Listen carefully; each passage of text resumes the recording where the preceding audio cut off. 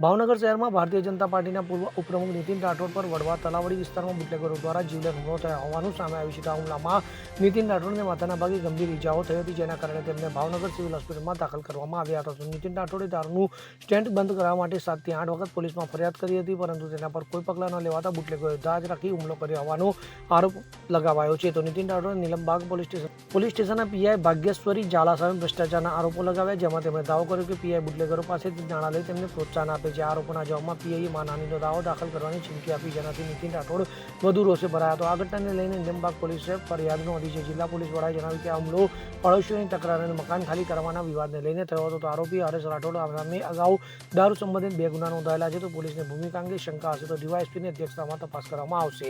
થોડા દિવસ પહેલા ભાજપના 4 નગરસેવકોએ ગૃહમંત્રીને પત્ર લખીને દારૂના દૂષણ અને અસામાજિક તત્વો સામે પગલાં લેવાની માંગણી કરી હતી. તો આ ઘટનાએ ભાવનગરમાં દારૂના ગેરકાયદેસર વેપાર અને પોલીસની નિષ્ક્રિયતા પર ગંભીર સવાલો ઊભા કર્યા છે. મારું નામ નીતિન બાબુભાઈ રાઠોડ. શું ઘટના બની? ત્યાં એક દારૂનો વિદેશી બંને દારૂ વેચે છે. વડવા તલાવડી શિવાજી ચોક,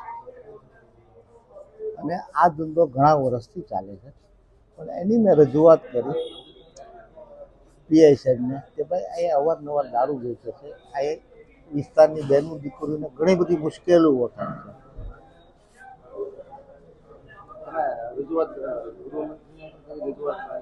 મેં બધી જગ્યાએ રજૂઆત કરી છે.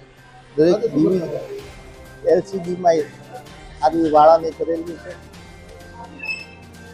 હર્ષદ પટેલની કરેલી છે, આઈજી ગૌતમ પરમારને કરેલી છે, ડીવાયએસપી ઠાકોરને કરેલી છે. આજે ઘટના શું બની? આજની ઘટનામાં હું જે આ ફરિયાદ નોંધાવું છું એના અનુસંધાનમાં મને મારી માટે હુમલો કર્યો. કેટલા શખ્સો કઈ જગ્યાએ? વડવા તલાવડી શિવાજી ચોકમાં. તેના વડે હુમલો કર્યો? તેના વડે હુમલો કર્યો? તેના વડે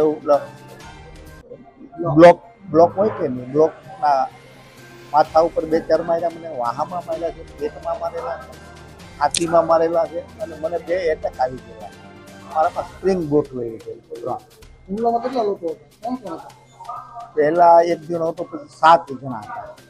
નામ હરેશભાઈ રાઠોડ મુખ્ય બુટલેગર ઈ છે.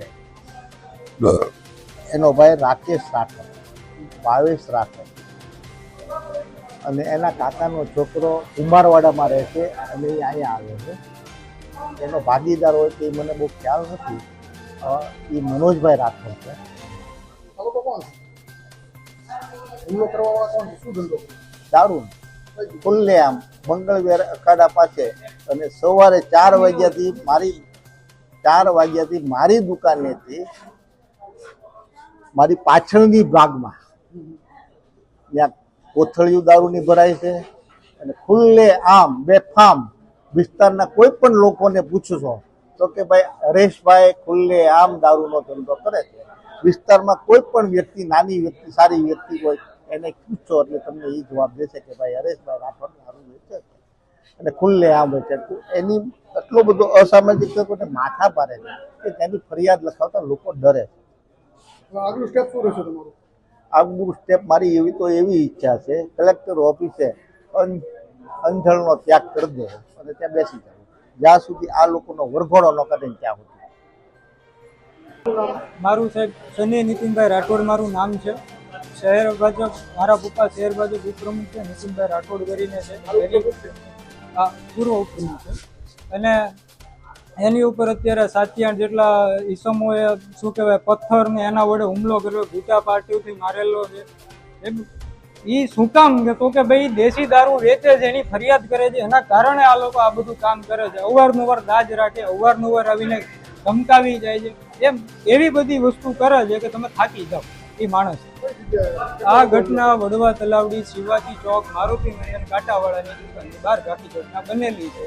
અને લગભગ 8 થી 9 ફેરી અમે લોકોએ મૌખિક ફરિયાદ પણ કરેલી છે.